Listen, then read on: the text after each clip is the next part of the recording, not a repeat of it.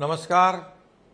प्रखर हिंदुत्वाची मांडणी करणारे आणि काळापुढे जाऊन दिशादर्शन करणारे स्वातंत्र्यवीर सावरकरांचे प्रेरणादायी विचार फक्त महाराष्ट्रातच नव्हे तर जगाच्या कानाकोपऱ्यात पोहोचवणे ही आपली जबाबदारी आहे. याच मताशी बांधिलकी मानून स्वातंत्र्यवीरांचे समग्र साहित्य श्राव्य पुस्तक अर्थात ऑडिओ बुकच्या स्वरूपात प्रकाशित करण्याचा उपक्रम हर घर सावरकर समितीतर्फे घेण्यात आला आहे.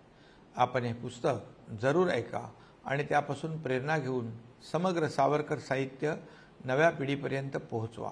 वीर सावरकरांचे देशप्रेम, हिंदुत्ववादी विचार, साहित्यिक प्रतिभा, वैज्ञानिक दृष्टिकोन, देशासाठी केलेलं त्याग आणि साहस यांचे दर्शन आपल्याला त्यातून घडेल. आपला देश बलवान आणि समृद्ध घडवण्यासाठी या विचारांच्या बळावर आपण कटिबद्ध राहू याची खात्री मला वाटते. आपल्या सर्वांना माझ्या खूप खूप शुभेच्छा. स्फुटलेख. हिंदूंवरील जातीय संकट. लेखांक 1.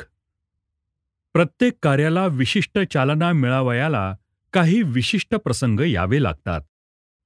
हिंदूंना आपली राष्ट्रीय नि धार्मिकदृष्ट्या संघटना करण्याच्या आवश्यकतेचा प्रसंग त्यांच्यावर सन 1997च्या सालापासून आलेला आहे.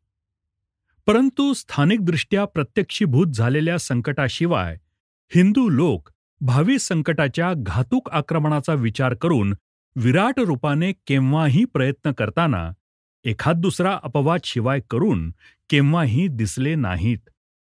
आणि त्यामुळे संकटांना स्वस्थपणाने सवडीने नि जमेल तसे हिंदू जातीवरील आक्रमणाचे राक्षसी महत्वाकांक्षेचे चाळे आजपर्यंत अव्याहत चालविता आले.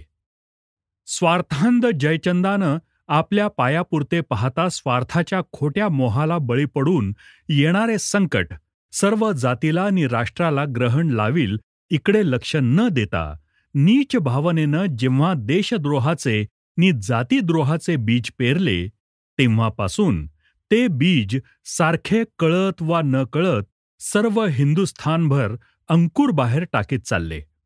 त्या जातीघातकी स्वार्थबुद्धीच्या ज्वाळांनी सर्व देश होरपळत चालला. पृथ्वीराज गेला, बाकीचे राजपूत स्वस्थ. उत्तर हिंदुस्थान मुसलमानांच्या दाढाखाली रगडला जाऊ लागला. दक्षिण हिंदुस्थान गप्प. प्रत्यक्ष दक्षिणेतील अर्ध्या भागात मुसलमानांचा रोवला गेलेला पाय उखडून टाकून पुन्हा हिंदू पदपादशाही जिवंत करण्याचा भगीरथ प्रयत्न दैवी सामर्थ्ययुक्त रामदासांच्या साह्याने दिव्यात्मा श्री शिवराय करीत असता पंचद्रविड प्रांत अर्थात मद्रास, मलबार, म्हैसूर इत्यादी घोरत असलेले. कारण मुसलमानांचे भय वा संकट आमचे येथे आमच्या धर्मचक्षूंना प्रत्यक्ष दिसणारे, आम्हाला प्रत्यक्ष भ्रष्ट करीत आलेले, आमच्या आया बहिणींवर आमच्या डोळ्यासमोर बलात्कार करीत असलेले असे कोठे दिसते आहे? कोणी किंचित दूरदृष्टीचे डोळे आपल्या कंठातून भावी संकटाची आरोळी त्यावेळीही देत असतील. पण असल्या वेडे पिरांकडे वा प्रत्यक्ष न दिसता फार दूर कोठेतरी अस्तित्वात असलेल्या संकटासाठी घाबरून जाणाऱ्या घाबरटाकडे हे धीर नि वीर पुरुष काय म्हणून ढुंकून पाहतील? काय त्यांच्या अंगात संकटांना तोंड देण्याचे सामर्थ्य नाही? यांनी भविष्यकाळी येणाऱ्या नि वर्तमान काळी केवळ कल्पनाशक्तीला दिसणाऱ्या संकटाला काय म्हणून भ्यावे? असल्या आत्मघातकी ढसराईखोरपणाने मुसलमानी संकटांनी सर्व देश आक्रांत झाला. सैनिक हल्ल्याने त्यांनी आमचे पासून राज्यच हिरावले असे नाही, तर धार्मिक आक्रमणांनी आमच्या अंगातील मांसाचे लचके तोडून आम्हाला रोड केले नि आपली संख्या वाढविली. छलाने नि बलाने, फुसलावणीने नि विशेषतः अत्याचाराने कोट्यावधी हिंदूंना आपल्या धर्मातून ओढून नेले. या दोन शक्तींच्या संघर्ष काळात तिसरी एक शक्ती आली आणि पूर्व संकटाशी झगडत त्या शत्रू शक्तीला चित करून उसासा टाकते आहे नाही तोच, ही तिसरी शक्ती बलापेक्षा विभेदक नीतीचाच स्वतःच्या पूर्ण सामर्थ्याभावी अवलंब करून त्या उभ्या होऊ पाहणाऱ्या हिंदू शक्तीचे विभेदक नीतीने तुकडे पाडून नी त्याचीच शक्ती त्याच्याच विरुद्ध करची घालून सर्वांना चित करीत स्वतः स्थिर झाली. याही वेळी हिंदू जातीची पायापुरते पाहण्याची आत्मघातकी कृतीच त्यांचे नाशास कारणीभूत झाली. शिंदे लढले, बाकी स्वस्थ. होळकराने हात उचलला, इतर तमाशा पाहणारे. पेशवे धडपड करतात, तर सातारकरांना राजसत्तेच्या मोहानं गुरफटून इंग्रजांच्या कच्छपी लावले. शिखांनी हात पाय हलविले, त्यावेळी इतरांनी डोळे मिटलेले. अशी धूळधाण उडाली. 57च्या उत्तर हिंदुस्थानच्या ज्वालामुखीच्या स्फोटाच्या वेळी दक्षिण हिंदुस्थानातील मराठे सिंह पाहूया तिकडे होते ते, नाहीतर मागाहून आपण आहोतच. मागाहून कशाला? मरावयालाच ना. आणि तिकडे तर प्रत्यक्ष शीख नि गुरखे त्या जातीय उठावणीच्या विरुद्ध शस्त्र घेऊन उठलेले. जणू काय त्या वेळच्या हिंदुस्थानच्या प्रयत्नास यश आले असते, तर हे ठार झाले असते नि ते उठाव अगदी चिरडून टाकल्यामुळे आता हे अजरामर झालेले आहेत. आणि आज काय आहे? पायापुरते बघून भावी संकटांचे दूरदृष्टीने आकलन न करता स्वस्थ घोरत पडण्याच्या अक्काबाईने घेरलेली आमची बुद्धी विचारहीन मठ्ठ नि धुंद झालेली. हिंदू मुसलमानांचा प्रश्न पंजाबमध्ये तीव्र, पण महाराष्ट्रात तसा कुठे आहे? मलबारात हिंदूंवर अत्याचार नि बलात्कार झाले. येथले मुसलमान असे कोठे करतात? निजामशहा नि भोपाळची बेगम मुसलमान असल्यामुळे हिंदू प्रजेशी अन्यायाने वागत असतील. पण आमचे संस्थानिक तर हिंदू, मग आम्ही त्याचा विचार करण्याचे काय कारण? असले आम्हीच बुद्धीचे तारे तोडणार. पण एवढे लक्षात येत नाही की हा जातीमधील संघर्ष सुरू झालेला आहे. यामध्ये येथील मुसलमान वा तेथील मुसलमान अथवा इकडचा प्रांत वा तिकडचा प्रांत असा भेद आत्मघातकी झाल्याशिवाय राहणार नाही.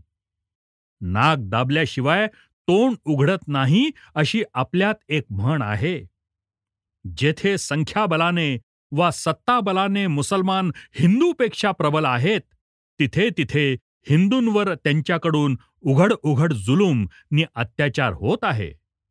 हे बंद करावयाचे असेल तर जेथे जेथे ते संख्येने वा सत्तेने आपणापेक्षा कमी आहेत, तेथे तेथे त्यांच्यावर आपला दाब पाडल्याशिवाय, त्यांना दे माय केल्याशिवाय, जेथे आपण कमी आहोत तेथे आपला धरणी ठाय लागणार नाही.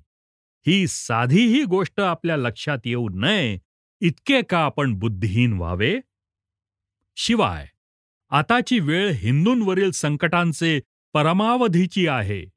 या संकटाला डोळे उघडून सुसंघटित प्रबल होऊन जर हिंदू जाती तोंड देणार नाही, तर तिचे मरण अगदी निश्चित आहे. अशा स्थितीतच हात पाय न हलवता यदच्छया येणाऱ्या आपत्तीच्या भोवऱ्यात गिरक्या खात जर ती राहिली, तर आणखीन 25-30 वर्षात जगातून अदृश्य होत असलेली नि मरणाच्या प्रत्यक्ष जबड्यात सापडून भरडून जात असलेली अशी ती दिसेल. संकट तरी कोणते हे कळावयाला पाहिजे. त्याशिवाय संकटाची यथायोग्य कल्पना नि त्यातून सुटकेचे मार्ग हे कळणार नाहीत. एक परतंत्रता हे तर भयंकर संकट हिंदू जातीला भरडीत नि चिरडीत चाललेच आहे. परंतु ते संकट कायम राहून ते अद्याप स्थिर असतानाच आपल्या पुढे त्याहून अधिक भयद नि नाशकारी असे दुसरे संकट अधिक प्रबल वेगाने हिंदू जातीवर आक्रमण करू पाहत आहे.